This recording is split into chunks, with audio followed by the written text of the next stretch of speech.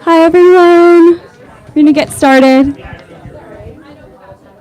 My shadow is. Hi, everyone. Thank you so much for coming tonight. My name is Belle, and I'm on the events team here at Books Are Magic. Also, if you haven't checked in yet, make sure you head over to my coworkers after the event just to give your name so we can check off all those tickets. So we're so excited and lucky to be able to have a double book launch today, celebrating the incredible work of Aisha and Erica. But before we get started, I wanted to point out some logistics of how tonight's event is going to go. So if you need to use a restroom at any point, it's right here next to our Moleskine spinner. We're going to be doing a hand-raised audience Q&A towards the end of the discussion, so start thinking of questions. After the talk tonight, Erica will be signing and personalizing books at the table next to where you checked in, so we'll let you know where and when to line up for that. And if you're joining us virtually on the YouTube live stream, we'd love to encourage you to buy copies online using the link in the live stream description. So, these two incredible works of nonfiction will challenge, enthrall, and captivate you, and they're so complementary to one another. So it's so thrilling to have both authors, one in person, one virtually, here to discuss. Publishers Weekly says readers will be spellbound by Dreaming of Ramadi in Detroit, and Christina Sharp said, "Wrong is Not My Name" is a lush work, formally brilliant, at times astonishing, and always deeply engaging. I have to wholeheartedly agree on both of these counts. And if that didn't convince you to come grab a copy from my coworkers after, I don't know what will. So more about our authors. Erica N. Cardwell is a writer, critic, and educator based in Toronto. She is the recipient of a 2021 Andy Warhol Foundation Arts Writers Grant and a New York State Council for the Arts Support for Artists Grant. Her writing has appeared in Arts, Black, Art in America, Freeze Bomb, The Believer, The Brooklyn Rail, C Magazine, Kenyon Review, and other publications. She is Assistant Professor of Creative Writing at the University of Toronto, Scarborough. Aisha Sabatini Sloan is the author of Fluency of Light, Borealis, and Captioning the Archives. Her work has appeared in Guernica, the Paris Review, and the New York Times, among other places, and she teaches at the University of Michigan. Yeah. Aisha is unfortunately feeling unwell, and so for the safety of her own health and everyone here with us tonight, she decided to stay home and rest, so we'll be playing a video of her reading, and we're pleased to have Linda Villarosa stepping in to moderate tonight's conversation. So Linda is a journalism professor at the City University of New York and a contributing writer at New York Times Magazine, where she covers the intersection of race and health. She's the author or co-author of 3 books, including most recently, Under the Skin, The Hidden Toll of Racism on American Lives and on the Health of Our Nation. So without further delay, please join me in welcoming Erica and Linda, and we're going to start with a reading from Aisha. Hopefully this...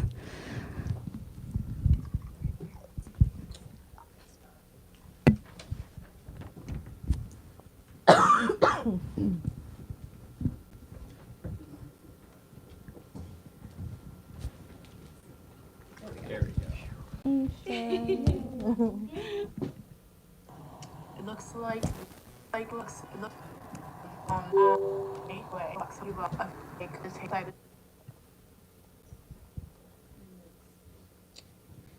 We're going to get it.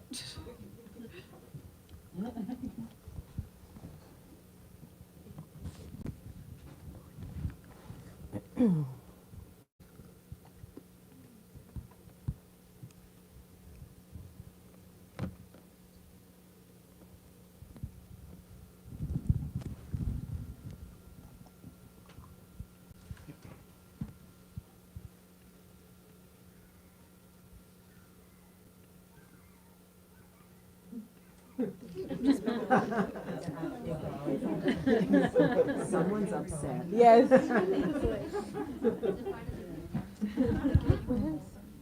Oh, there's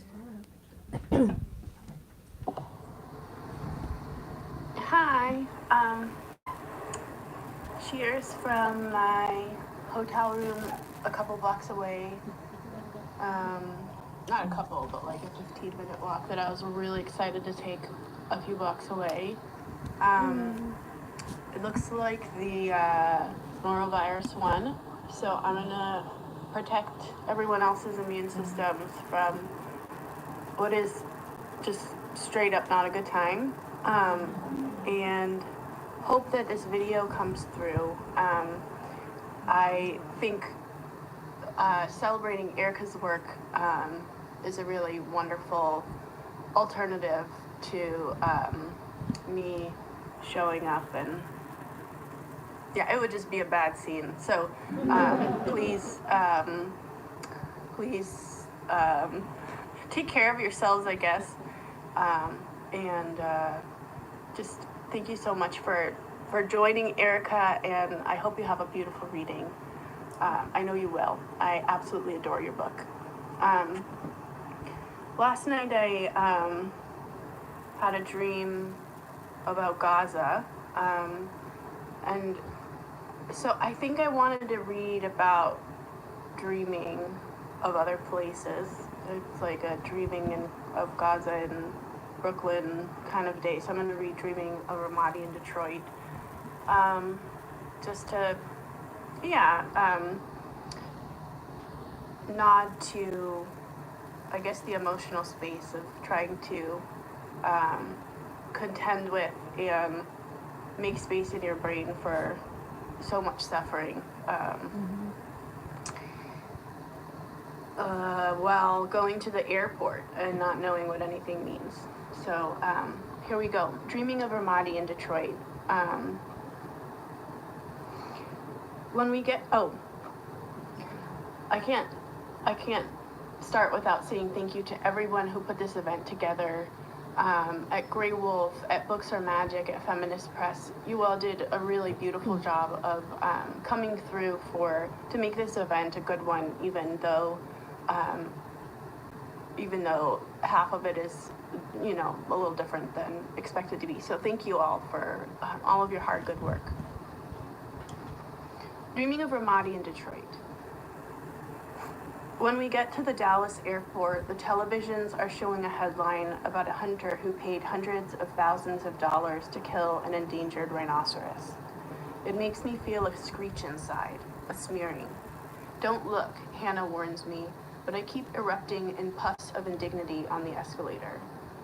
At the gate, I cry at the end of the Das Racist song, Rainbow in the Dark, when Victor Vasquez says, tried to go to Amsterdam, they threw us in Guantanamo. Then I play it over again so I can trip back into my cry. As if on cue, CNN reports that a bunch of bin Laden's documents have been discovered.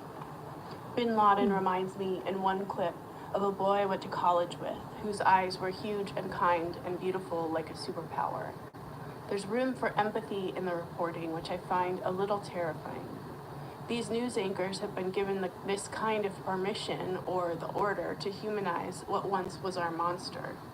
The why behind these gusts of change in media seems just as disconcerting to me sometimes as the news itself. The anchors highlight bin Laden's anxiety that his followers might create a caliphate, that he loved his children. The word achingly is used. They speak of love letters to his wives, his fear of drones. It reminds me of that weird swoon of time when I couldn't stop watching Homeland because of the feeling of vertigo I got when the kind-eyed terrorist lost his son to a drone. Tonight, I will dream that I live in a city like the recently captured Ramadi. We have to make deals with the soldiers who hold items on a pillow as we haggle for our lives.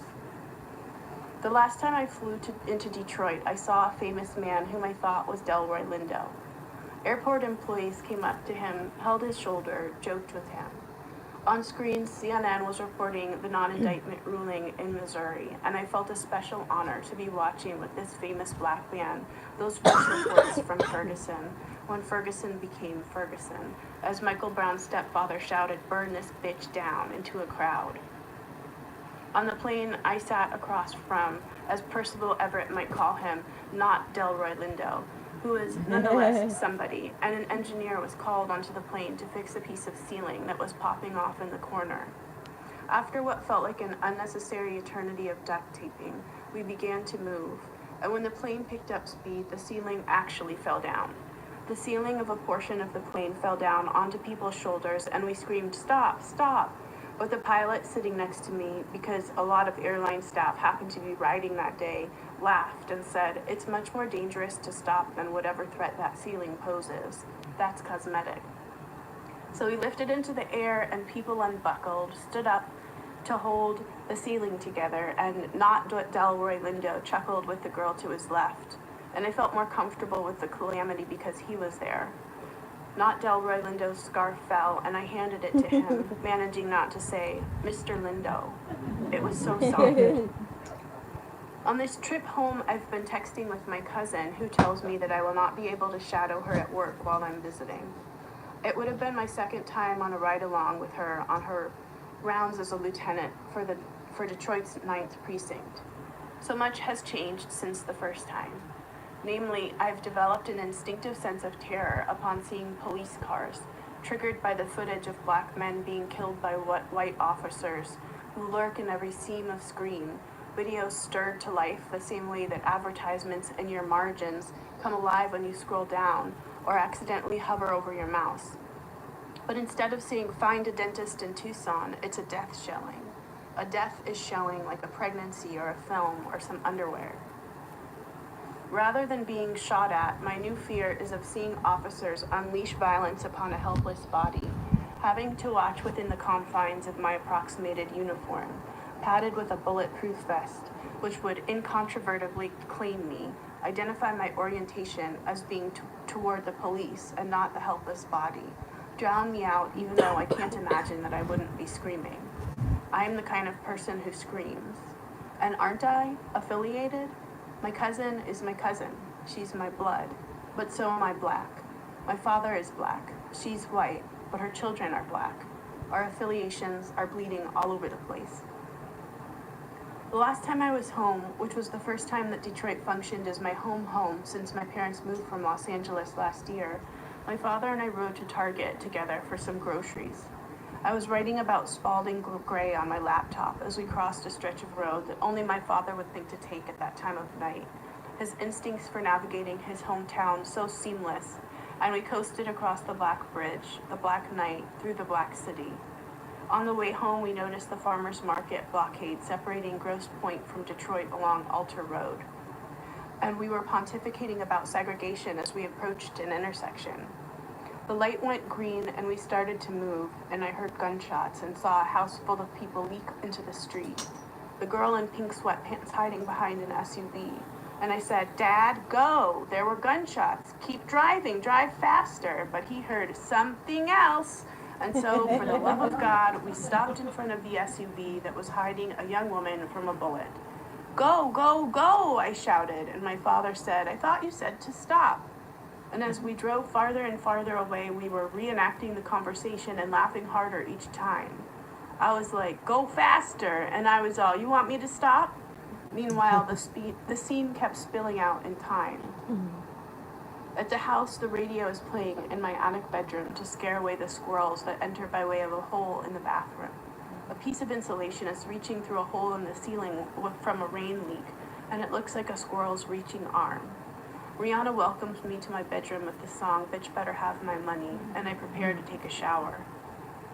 The night before Thanksgiving, I went downstairs, and my cousin, the lieutenant, was cooking, even though she had to wake up at 6 a.m. to go to work, where she would be encountering Ferguson-inspired protesters who don't even live here. Upstairs, I paced and paced because I was supposed to write something for the Black Lives Matters conference when I got back to Arizona. Facebook was ablaze with anger. Every status update sounded to me like a call for my cousin to die. I thought about surveillance and wondered if we were being lured into action by an unseen man in a suit somewhere. I was convinced... I'm not sure when that stopped. An unseen man in a suit somewhere, and then I made a face because that was not that far off. I was convinced that everyone's anger would end up benefiting the GOP. I began to write a series of posts that I never posted. Let's boycott social media, and let's read Noam Chomsky. And what if this is the Pentagon's experiment to track the time it takes for a Facebook post to turn into a violent act? I scream in the face of most things, I guess. But then I watched the video of Eric Garner being strangled, and I cried, and I couldn't stop for hours. On an episode of The Ollie G Show, Sacha Baron Cohen asks Andy Rooney a bunch of stupid questions. One of which is, whether journalists ever put out tomorrow's news by mistake, like election results or the report of a plane crash. Andy Rooney is apoplectic. He is done, and he spits. How do you know what the news is if it hasn't happened yet? Which I've always taken to be a kind of fatal oversight. The moment when the satirical clouds shift and truth is revealed, like when the rap ends and the song is no longer a sexy joke, and the rapper who went to Wesleyan is imagining over top, no beat, that he could be thrown into Guantanamo when he was just trying to be a stoned hipster. For my family, Detroit has always been inevitable. It is the place we've been heading back to my entire life. My parents recall White Castle hamburgers and Coney Island hot dogs as if they were the secret to immortality. They absolutely are not. The city has the beckoning power of a black hole or the Italian countryside or a castle. There's no way to explain our wiring to someone whose fairy tale has always ended up somewhere like Florida. Recently, a new friend kept scrunching up her nose when I said my family moved from California to Detroit. This happens all the time, but in this moment it hit me that one of the things that makes no sense when people ask, why Detroit, with all of their death showing, is this presumption that we can choose our homes. Thank you.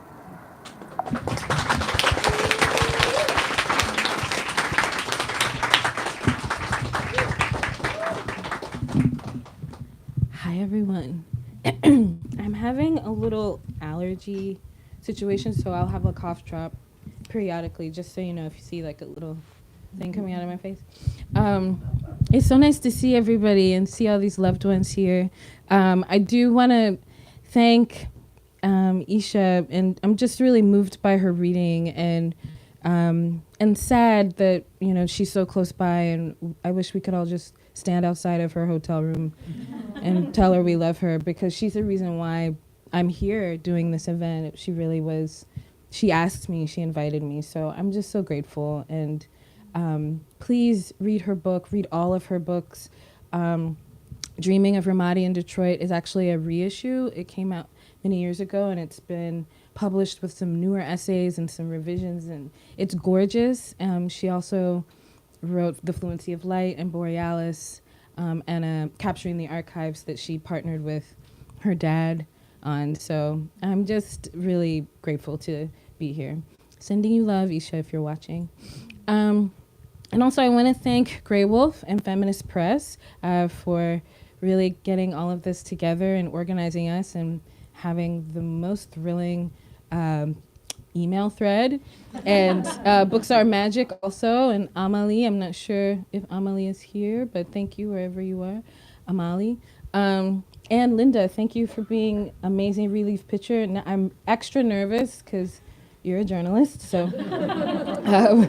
And also you were my teacher, so, well, you know. But I'm gonna read, so Linda was my nonfiction teacher at the Lambda Literary Retreat in 2015. And that was the place where a lot of the seedlings for this book kind of were planted. And so there's actually an essay in here, the first essay, Chicken Soup, 7 Attempts, that I wrote while I was there. The early kind of stages and phases and words and ideas. And so, I don't know, that's just a little plug to say that sometimes it might take you many years, but it's all there. You know, you just have to kind of keep track, have the archive, your own archive, and, you know, think of it as a collection, you know, and a process. So I'm gonna read that. I'm gonna read section 1. I called this Chicken Soup 7 Attempts because I didn't know where to begin, and so I chose not to pick. So I wanted to have multiple beginnings.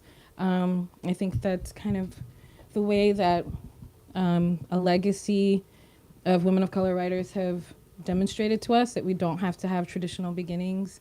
And also, my wonderful editor is here in the 4th row, and she was really like the book doula, so this is, thank you so much. Okay, I'll get started. 1. The kitchen on Medway was our initial sanctuary. You know the place.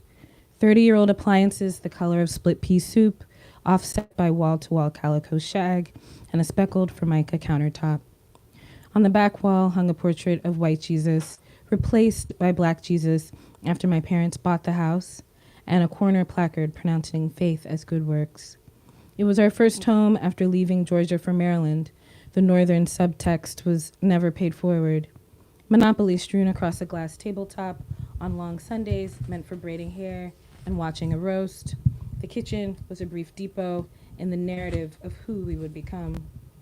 At the stove was usually where you'd find her, cracking a frozen brick of turnip greens over a slippery strip of bacon, back leaning elegantly into the last drag of a true menthol. Willarina is cooking.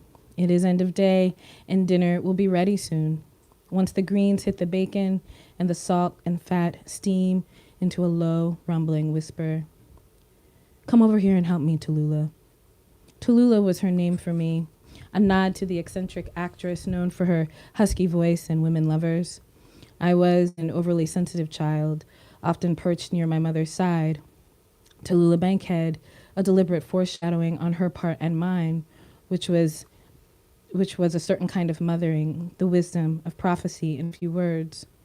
With one hand bracing herself on the counter, Willarina reaches up toward the spice cabinet, tiny toes flexing inside white satin slippers with only the slightest rise.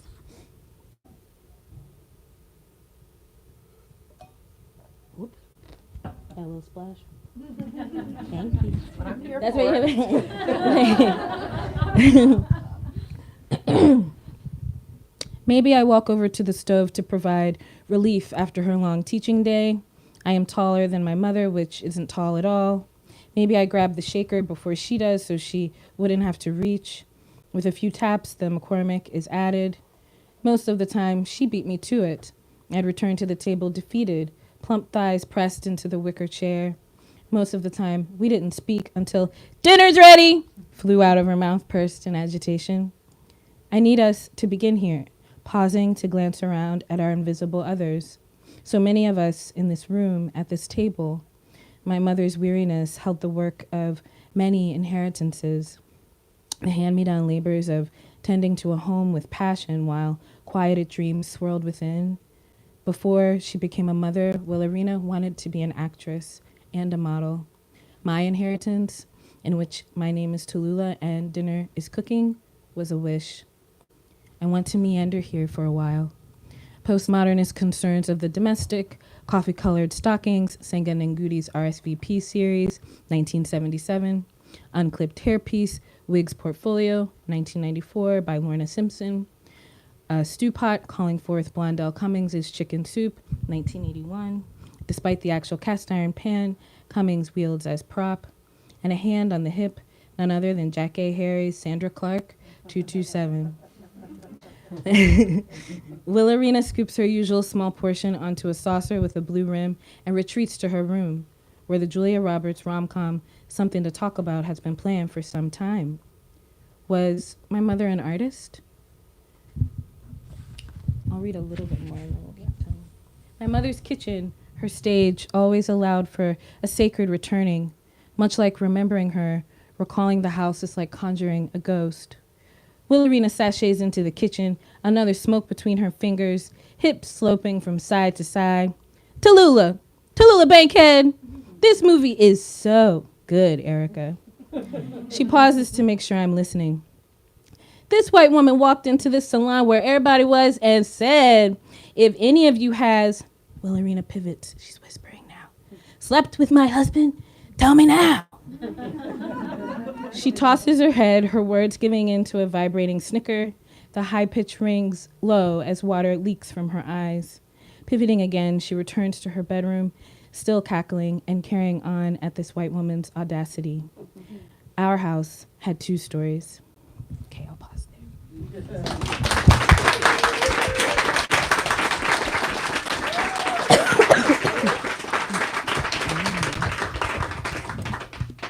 Thank you for letting me step in.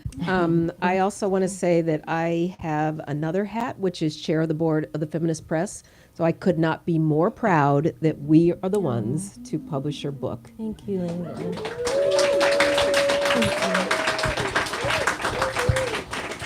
Also, it's a huge testament that 3 of you in our writing cohort are here. Yes. 2 books published, 1 to go. Oh yeah. So I'm On the way. so proud of you. Thank you. Okay, no Thank you. crying. Yeah, not yet. Okay. Okay. Can you just talk about Uh-huh. a little about sort of how you figured out to write this book? Because, you know, there's a lot going on. There's a lot of threads. It's about more than one thing. How Yeah. did you do that? How did you hold those various ideas? Sure. So, in a lot of ways, I really felt like this book was, well, I felt like a conduit. I felt like it was working through me a lot of the time. And I know that can sound a little like hokey pokey, but I think a lot of us in the audience are like, no, it doesn't, girl. Because it was really working through me, and it would come out in just, you know, certain essays would come out in full at times in a very strange way. Like, if Willarina was an artist, I wrote in 2015, and I sent that to my agent, and that has not changed. I didn't edit it much. It just was intact, and similar to the and also that's one of the ending essays, and so it's interesting too the way that the book is kind of writing its way through you. I will definitely say that my mother was kind of insisting on some things in this book. I think she really was needed to say something, and also needed to say something to me through the book. And so some of it was just really organic and felt very urgent. And so how did I get to this form? It was just extremely, I had to start trusting myself. I think I was just really wanting it to feel easy, and realizing that this was not the book I was meant to write. The easy part wasn't really going to be a part of the journey.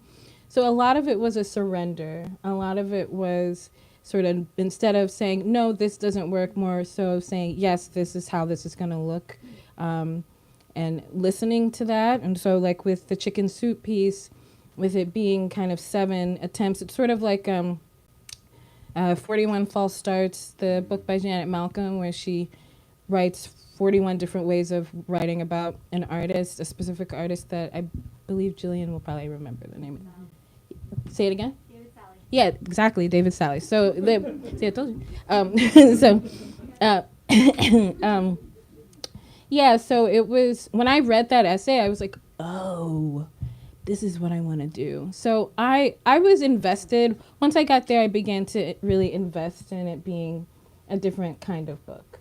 I wanted it to kind of teach me how to write it. And I wanted the writing, the thinking out loud, to be present in the work. And, you know, it started with a lot more.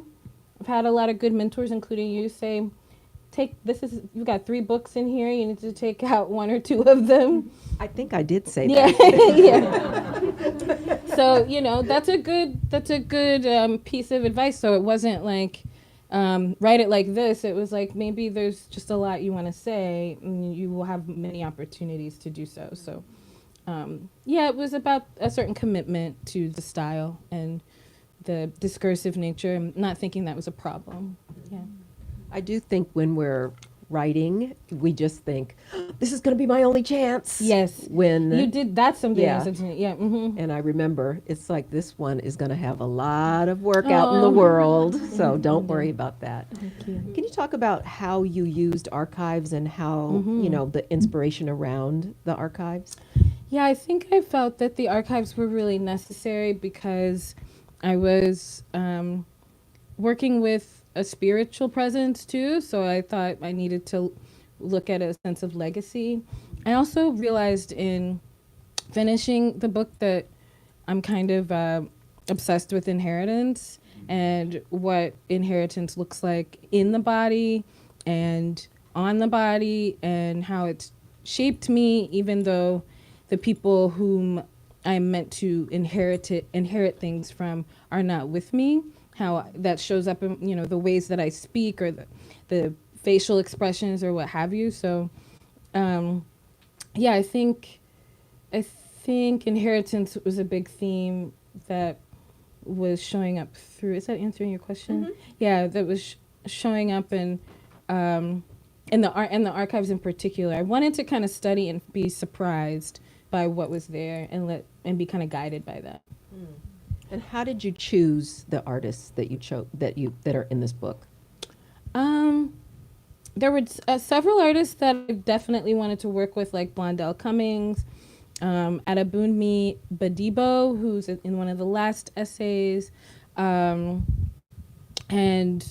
Carol Walker. And Carol Walker was kind of the original seed for this project. And so I really wanted to build in these people. So it was also, it was almost like I was fighting to write my version of the book too, as much as my mother was influencing me. I was also like, but hey, wait a minute, I want to write this thing too, you know? So you can see us kind of in conversation at times. That's what I hope for, at least, yeah. And does your mom still come to you? Yes, she does. You know, it's really, I love this question. So when my mother passed away when I was 20, and I was living in an apartment in Astoria, and I would feel like I could hear her. I could hear her footsteps. Or there was a period too when I was really not taking care of myself, where I broke a lot of glasses, and I really felt like she was knocking stuff down, like, wake up, girl. Like, things would just fall off windowsills or tables. Anyway, that's a whole other book maybe. But now I feel her I see her in my partner sometimes. And Jolly never met her. I see her like spunk a little bit show up. It's interesting how the dead sort of know that they have to assert themselves, and so they show up in a shopkeeper's face or a child's face or a certain sound. So yeah, she's definitely here, and I talk to her. Yeah. I love that. Mm-hmm. And whose work do you read for inspiration, or is that intimidating, like when you're writing, or like how does that work for you as a writer? I definitely read your work. Oh, thanks. Yes, study. Okay. I think we all do. We study your work, Linda. You just really revolutionize nonfiction and making it, and the political nature of how we live our everyday lives.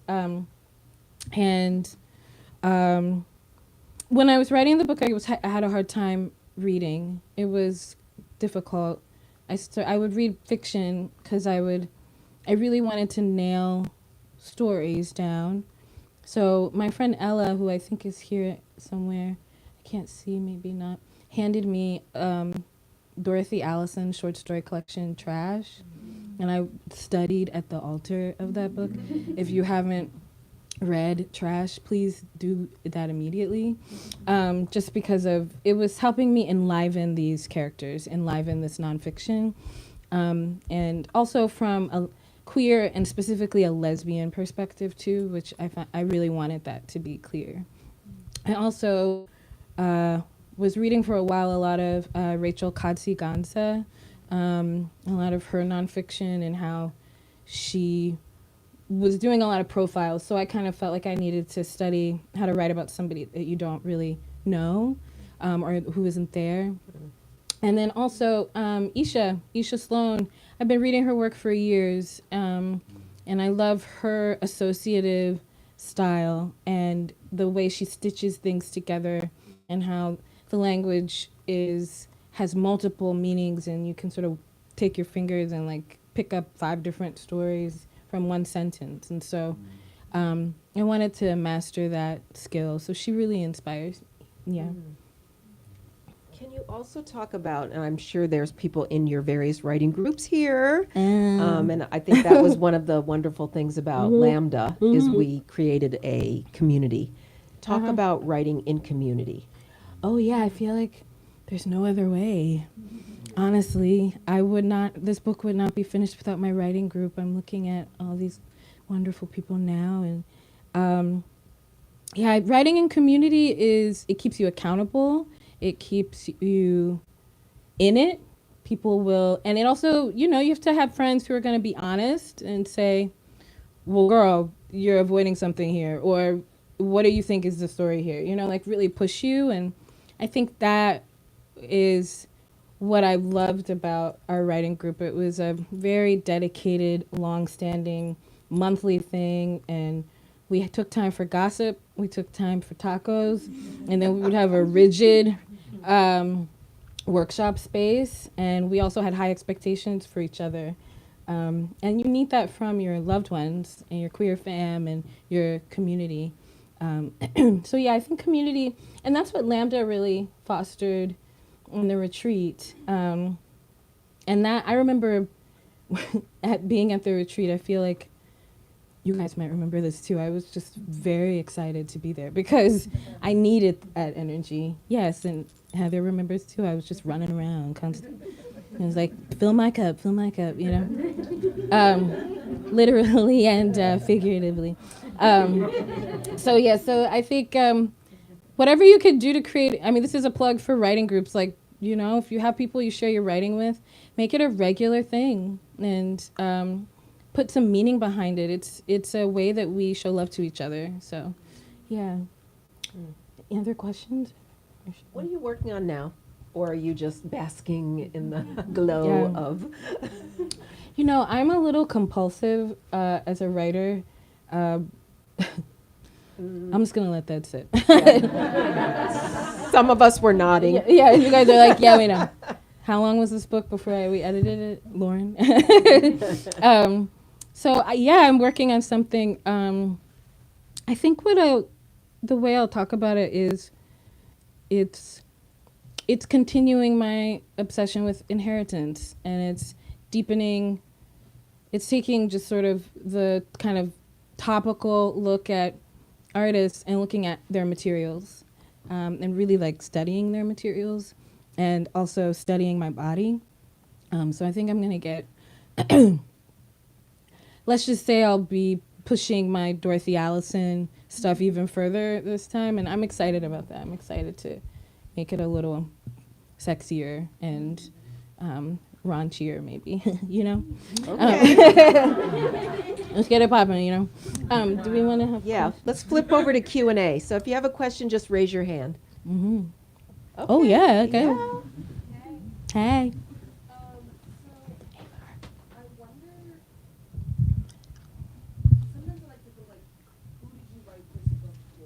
Oh yeah. So I have that question, yes.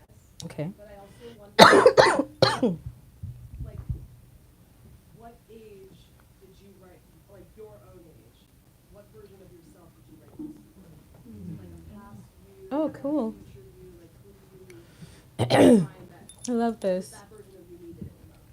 I'm going to repeat the question for those who are streaming. Mhm. Is who did you write this book for? Mhm. And what version of yourself at what Mhm. age do you think that this book is for? Okay. Thank you. Awesome. Thank you for that question. So I've been writing this book for my cousin Tina. I write for her. She's my kind of soulmate. She's like my little secret pal, even if we don't talk often. She just teaches me a lot about life, and I write it for her in this very abstract way. Excuse me. But the age that I wrote for, this is funny because I had a reading on Friday with some former students who had just turned 25 that Ted organized, and my T-shirt triplet. Thank you, Ted. And they all just turned 25, and they were bugging out, you know, because 25 is that tough period. They were like, "Girl, tell me, what do you know about 25?" And I was like, "That was a long time ago." I was 18, 17 years ago? But I do remember how hard that was, and I definitely wrote for 25-year-old Erica.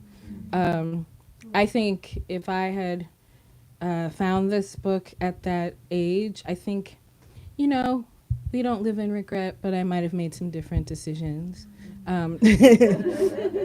Taking care of myself more.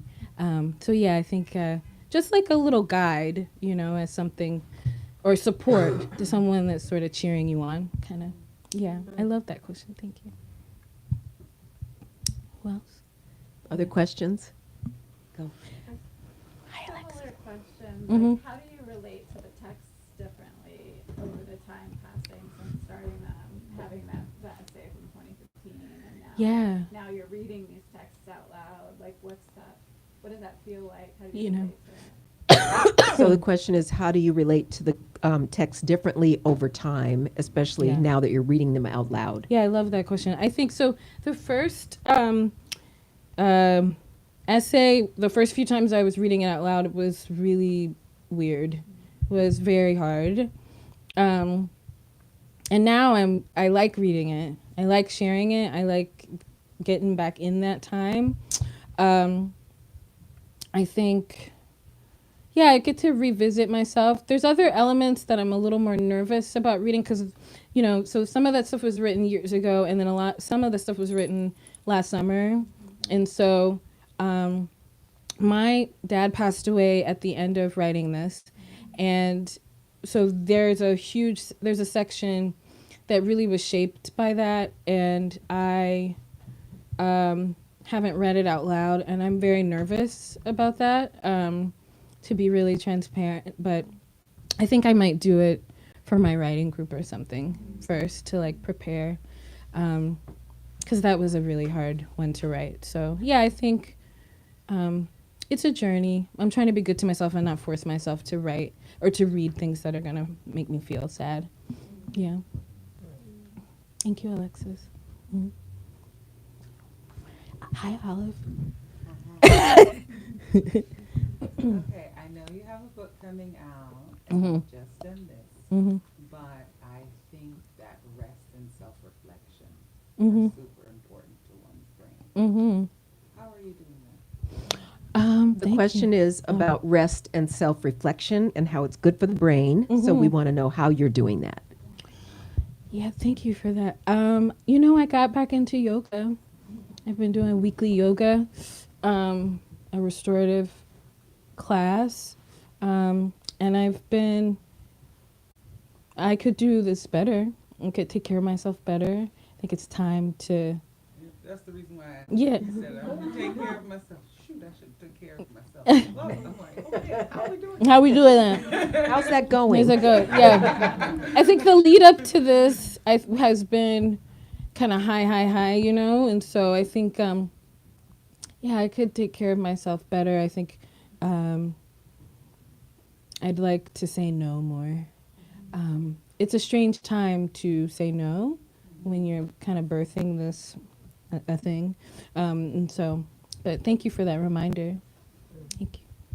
Well, thank you. We're going to move to the signing. I'm going to get my book signed first. But thank you all for coming out. Thank you. Love you guys. Thank you.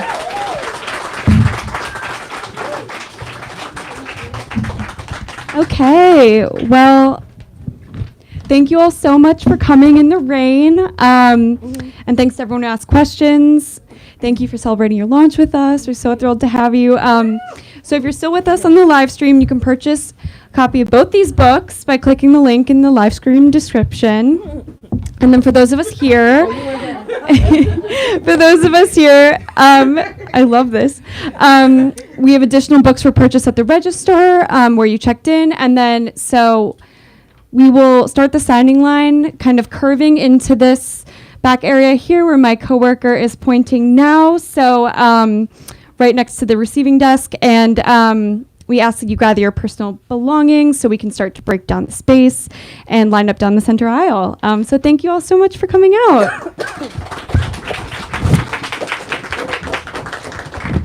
I want to go to retreat. Let me go.